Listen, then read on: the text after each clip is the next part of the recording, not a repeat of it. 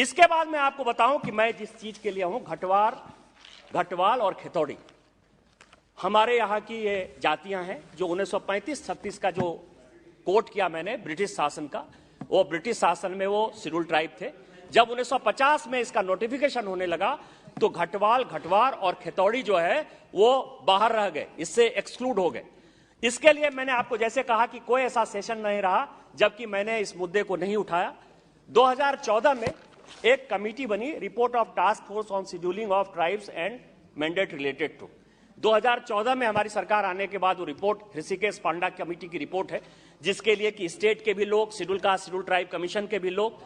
Registrar general of India के भी लोग, ये सारे लोग उसके मेंबर हुए। और उसने जो है अपना रिकमेंडेशन दिया सर, और इस रिकमेंडेशन में उन्होंने कहा कि कई एक ऐसी जातियां हैं इस देश में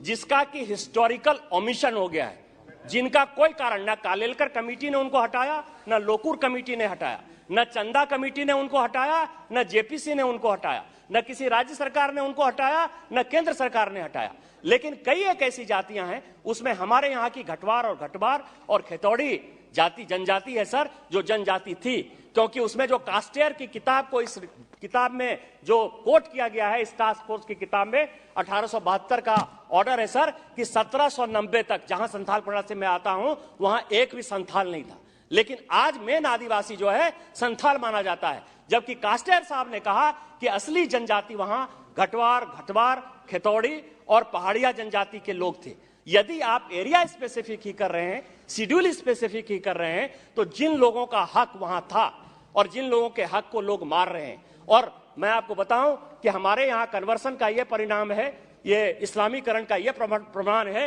कि जो आदिवासी हमारे यहाँ 27% हुआ करता था झारखंड में, आज वो 26% हो गया। यही कारण है कि पूरे देश में डिलिमिटेशन हो गया, लेकिन हमारे यहाँ डिलिमिटेशन नहीं हो पाया, क्योंकि यदि डिलिमिटेशन हो जाता तो 1 लोकसभा की सीट और 3 विधानसभा की सीट शेड्यूल ट्राइब की कम हो जाती। इस कारण से सरकार ने यह माना, और यह फैक्ट है कि शेड्यूल ट्राइब का जो है सीट वो घटना नहीं चाहिए। तो जो संख्या घट रही है, जो असली जेन्युइन आदिवासी हैं, उनको इसमें इंक्लूड करना चाहिए। जो ऋषिकेश पांडा कमेटी की रिपोर्ट है, जो उन्होंने कहा है कि ये हिस्टोरिकल ओमिशन है, उसको इंक्लूड करके एक कॉम्प्रहेंसिव बिल आपको लेके आना चाहिए, जिससे कि हम जो न्याय देना चाहते हैं माननीय प्रधानमंत्री जी के नेतृत्व में, खासकर शेड्यूल ट्राइब और शेड्यूल कास्ट के लोगों को, क्योंकि द्रौपदी मुर्मू जी को राष्ट्रपति बना के हमने आदिवासियों को सम्मान दिया है। आप ही का 2 बार का रिकमेंडेशन है, एज मुख्यमंत्री आप ही ने उसको रिकमेंड करके भेजा है, उन जातियों को इंक्लूड